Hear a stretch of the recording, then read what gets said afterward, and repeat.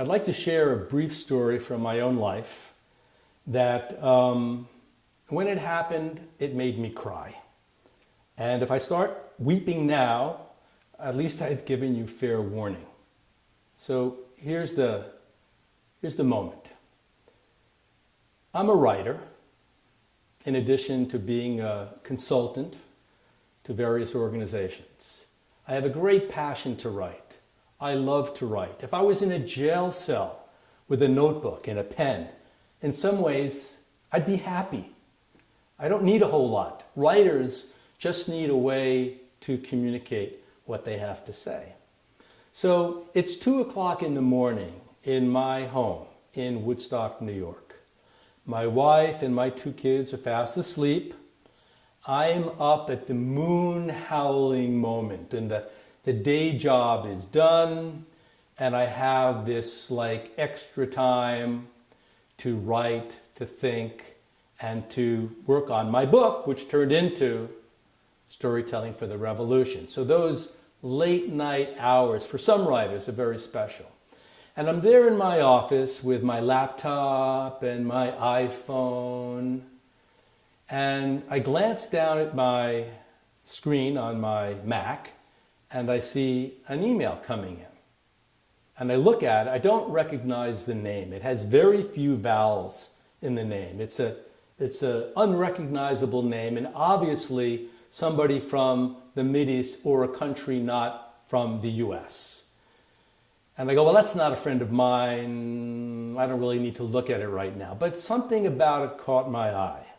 So I clicked on it. And it was a short message, but one I'm never going to forget. The email was from a man in Croatia.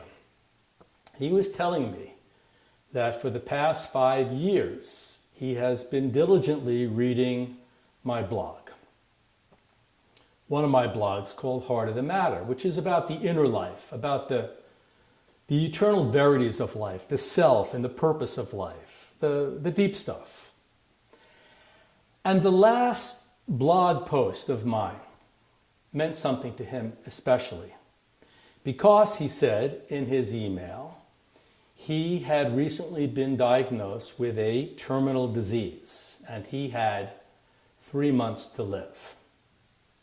And that night that I'm talking about, he had read something I posted which just moved him to a place which he was describing, opened his heart, put him in a place of gratitude, relieved his anxiety, gave him hope, put things in perspective, and soothed him in a deep way. And he wanted, this man from Croatia, to let me know that somehow what I had written had made a difference in his life. And that no matter what I do in my life, please, he said, continue to write. Time stopped for me at that moment. And I read that and I started crying. Because as every writer knows, and not just every writer, every artist, every mother, every father, every business person, every teacher, anybody who is trying to accomplish anything in this life gets to a point where they review their life and they go, I haven't done anything. It's all meaningless. I haven't quite gotten there yet. I haven't had an impact. I haven't really hit the mark. I've got nothing to show for all the time I've invested in X, Y, or Z. And that creates a great sense of existential despair and despondency, like, why bother?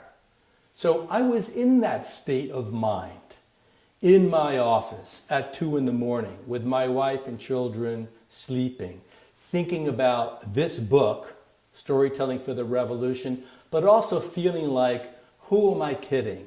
Nothing I do matters, and no one really is going to care. That sense of existential despair. And it was at that moment that I got the email from the dying man from Croatia who was begging me. He had never met me before. Please, no matter what you do, please continue to write. I have, and I will, and I do.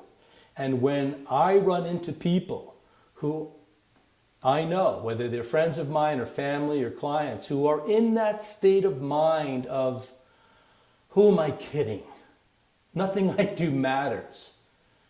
I have a choice. I might not tell them that story, but I might. It's in the index. It's in the archives. It's in the Rolodex.